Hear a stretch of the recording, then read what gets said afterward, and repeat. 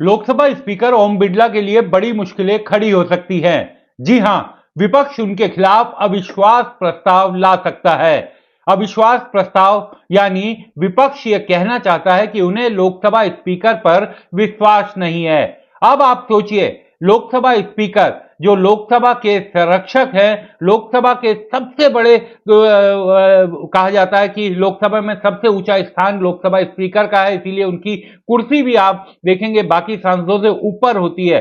तो एक संरक्षक, एक अभिभावक के तौर पर लोकसभा स्पीकर का स्थान लोकसभा में होता है, लेकिन अब विपक्ष कह रहा है कि उन्हें लोकसभा स्पीकर में विश्वास नहीं है, इसलिए वो अविश्वास प्रस्ताव लेकर आ सकता है। इसके बारे में आज विपक्ष की बैठक में ये चर्चा की गई और अगर ऐसा हुआ तो निश्चित तौर पर यह लोकसभा स्पीकर ओम बिरला के लिए काफी एम्बैरेसिंग होगा। नमस्कार, मैं हूं विक्रांत यादव और आप देख रहे हैं आपका अपना चैनल द स्वतंत्र। दरअसल पिछले हफ्ते संसद में एक बड़ी ही अजीब घटना हुई थी।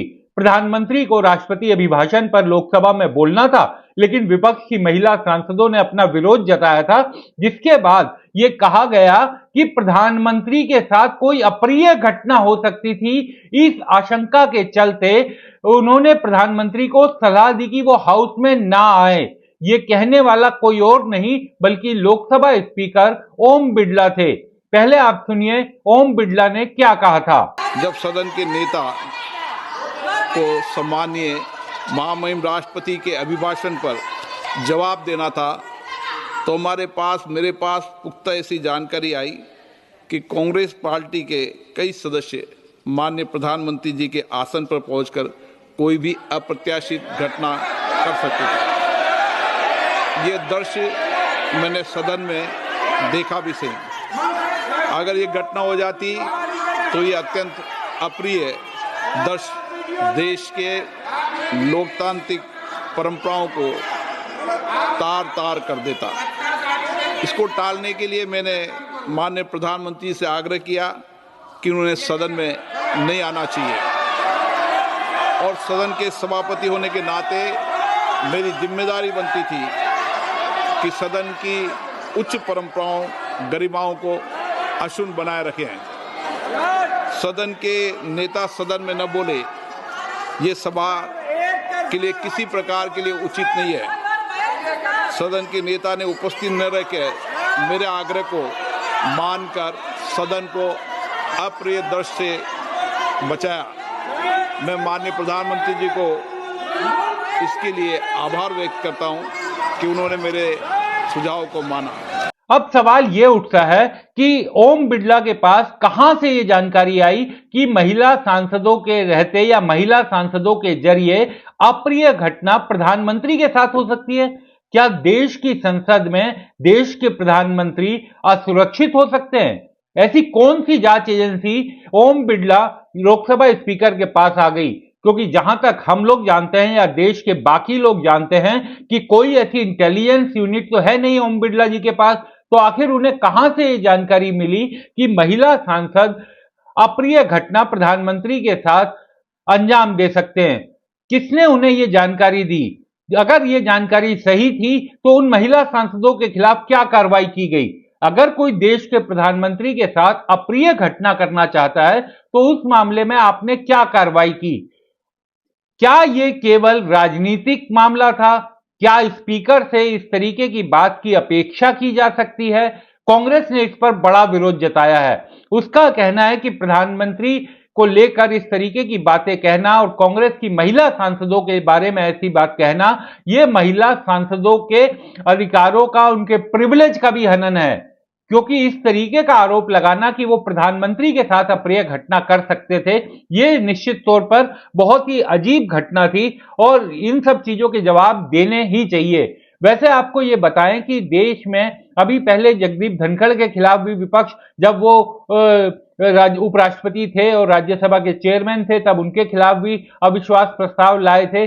लेकिन अविश्वास प्रस्ताव का एक पुराना इतिहास है। जब प्रधानमंत्री पंडित जवाहरलाल नेहरू के रहते हुए पहला अविश्वास प्रस्ताव उसी समय आ गया था, हालांकि तब सरकार ने उसका विरोध किया था।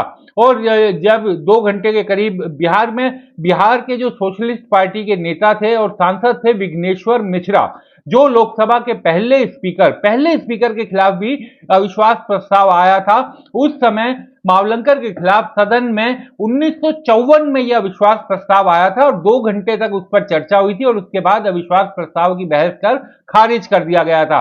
आप समझिए कि कितने बड़े आदमी हुआ करते थे उस जमाने के राजनेता।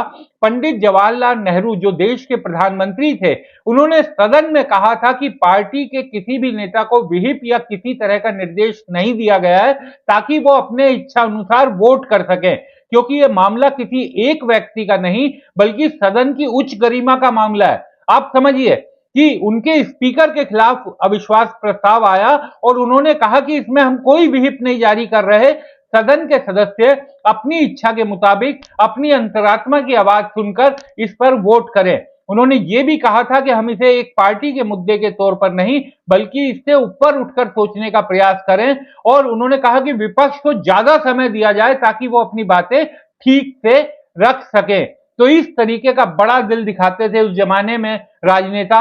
आज आप किसी सत्ता पक्ष से ये उम्मीद कर सकते हैं कि वो विपक्ष के लिए अधिक समय की मांग करे या फिर ये कहे कि हम अपने सांसदों पर कोई विहिप नहीं जारी कर रहे ताकि वो अंतरात्मा की आवाज सुनकर वोटिंग करे। इसके बाद 1966 और 1985 में भी अविश्वास प्रस्ताव आया था। साल 1966 में सांसद मधु लिम्ये बड़े समाजवादी नेता थे, वो लेकर आए थे तत्कालीन लोकसभा अध्यक्ष हुकुम सिंह के खिलाफ अविश्वास प्रस्ताव। और मधु लिम्ये को तो आप जानते ही हैं कि वो चलते फिरते एनसाइक्लोपीडिया थे और ये कहा जाता था कि उनके पास जो भी वो बोलते हैं वो पूरी तथ्यों के साथ, पूरे विश्वास के साथ, सच्चाई के साथ बोलते हैं। हालांकि उनका लाया हुआ अविश्वास प्रस्ताव भी खारिज हो गया था।